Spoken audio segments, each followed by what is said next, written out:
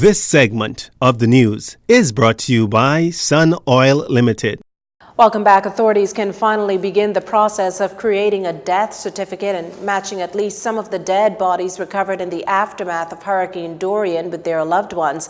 This now that 25 autopsies have been performed in Abaco. Now, the Bahamas Funeral Directors Association recently expressed dismay that it has been left in the dark when it comes to recovering the dead. While opposition chairman Senator Fred Mitchell second-guessing the number the government's come up with in terms of those who perished in the storm, Mr. Mitchell contends there's too many figures being passed around.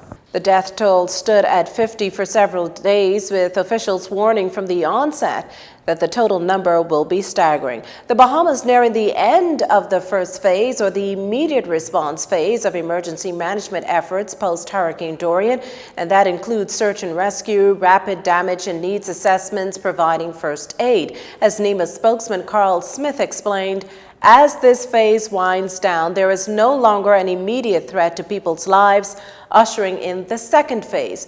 This calls for focusing on restoring basic services, albeit on a temporary basis. For instance, the road network, bridges, airports, ports, and helicopter landing sites. The final phase is reconstruction. It's at this point that the government will have completed a more precise assessment of the damage and needs. The focus then will be on rebuilding infrastructure on the affected islands and restoring the livelihoods of hurricane victims. The Cayman Islands today donating medical supplies to the Bahamas to assist with the recovery efforts here. Prime Minister Minnis said, having endured hurricanes as well, Cayman understands and knows the need for medication following a disaster like Dorian. His country would have experienced quite a number of hurricanes, and he understands and knows what are the emergency medical needs from experience itself. And as a result of that, they were able to donate that type of medication, knowing that we would need it immediately, not only in field hospitals, but we'd need them in communities to ensure that patients would receive the proper medication and there's no possibility of shortage of medical supplies. Handing over the gift was Cayman's Premier Alden McLaughlin, who stressed the importance of coming personally to make the generous donation. We know firsthand what you're going through, although Dorian is like nothing anyone has ever seen before, quite frankly.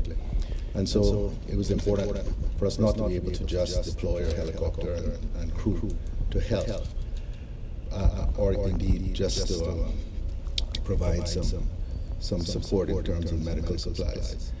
But I wanted to come personally to speak to the Prime Minister, whom I know, and to convey on behalf of the people of the Cayman Islands, the government of the Cayman Islands, our solidarity, our sympathy, and our undertaking to help in any way going forward that we possibly can, using our experiences to assist and guide some of the recovery efforts. The Cayman Islands join a number of other countries and private sector organizations who've donated to recovery efforts, while the Prime Minister still could not give a figure as to how much money has been received thus far. He says NEMA has additional financial manpower to assist in keeping an account of the money coming in. We've added an accountant there, and we've added additional financial staff so as to monitor, do the necessary invoicing and auditing of what is received.